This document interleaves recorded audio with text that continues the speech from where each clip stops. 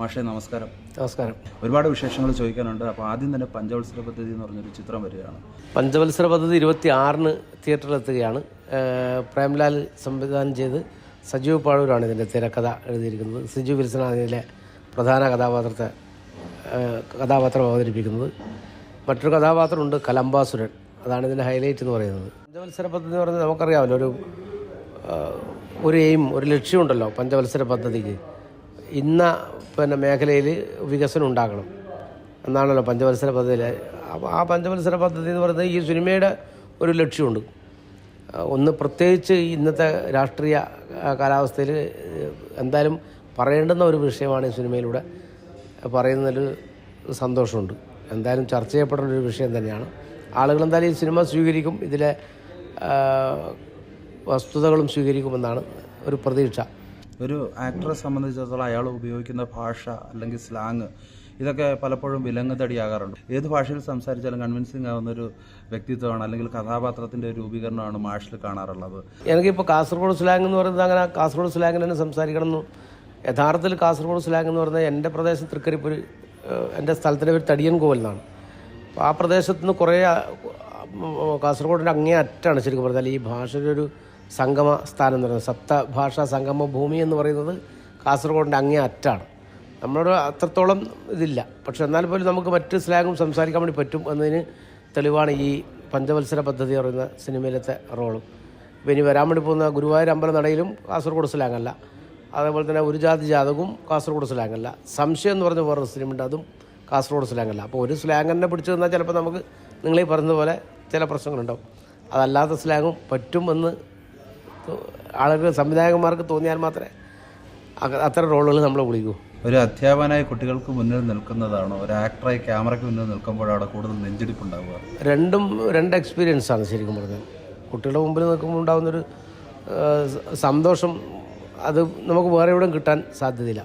പക്ഷെ സിനിമ എന്ന് പറയുന്നത് വേറൊരു ലോകമല്ലേ.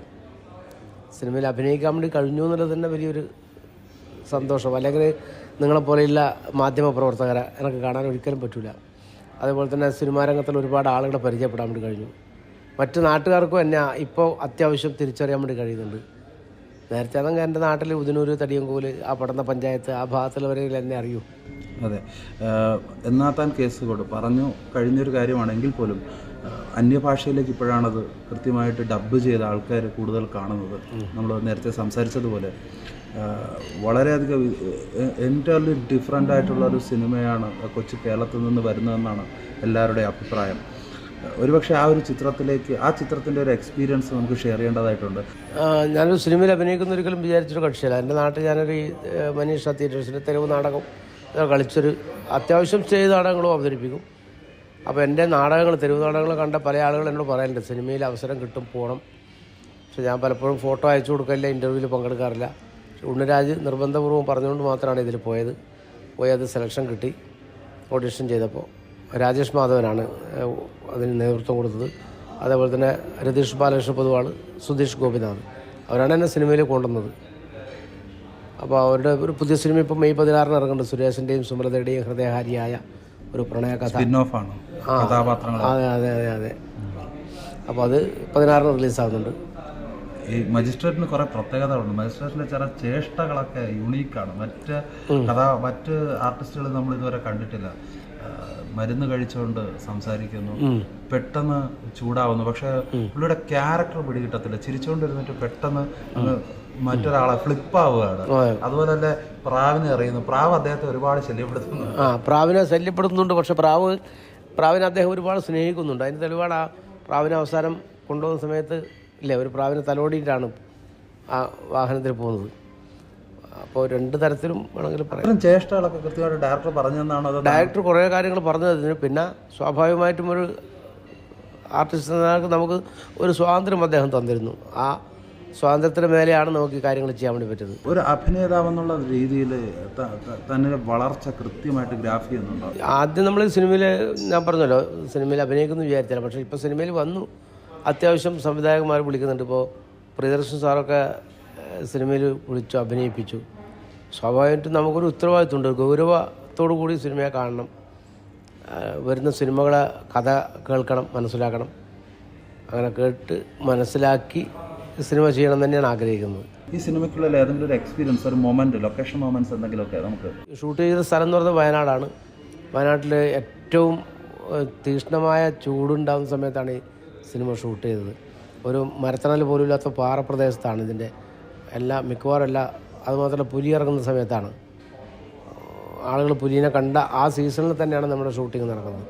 ഒരുപാട് പ്രതിസന്ധി ഘട്ടങ്ങളെ തരണം ചെയ്തുകൊണ്ടാണ് ക്യാമറാമാൻ ആൽബിച്ചേട്ടൻ ഉൾപ്പെടെയുള്ള ആളുകൾ ഇത് എടുത്ത് ക്യാമറയും ആളുകളായിട്ട് മേലേക്ക് പോകുക എന്ന് പറയുന്നത് നമ്മൾ പറഞ്ഞാൽ ചിലപ്പോൾ അത് അത്രത്തോളം ആവണമെന്നില്ല.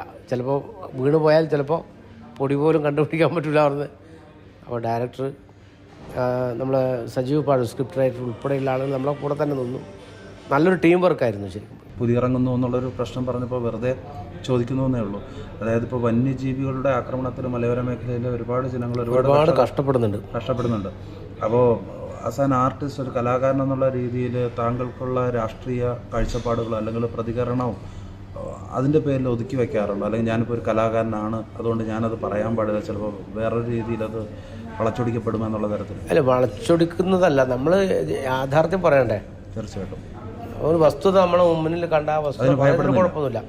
അത് ആരെങ്കിലും എതിർക്കുകയും ചെയ്യില്ല. വസ്തുത പറഞ്ഞാൽ ആരും എതിർക്കുകയും ചെയ്യില്ല. അതിന് ഭയമില്ല. എന്തിനു ഭയപ്പെടേണ്ട? വസ്തുത പറയുന്നതിന് ഭയപ്പെടേണ്ട കാര്യമില്ല. ആരെയും തൃപ്തിപ്പെടുത്താൻ വേണ്ടി പറയുന്നതല്ല. നമ്മളൊരു കാര്യം, ഇപ്പോൾ പുലി ഇറങ്ങുന്നുണ്ട്, യാഥാർത്ഥ്യമാണത്. പുലി ഇറങ്ങുന്നുണ്ട്, ആളുകളെ വല്ലാതെ ബുദ്ധിമുട്ടിക്കുന്നുണ്ട്. അപ്പോൾ അതിന് പരിഹാരം കണ്ടേലും പറ്റൂ. ഓക്കെ, എന്തായാലും ETV ഭാരതിനോട് പഞ്ചവത്സര പദ്ധതി എന്ന സിനിമയുടെ വിശേഷങ്ങൾ പങ്കുവച്ചതിന് വളരെയധികം നന്ദി. സന്തോഷം.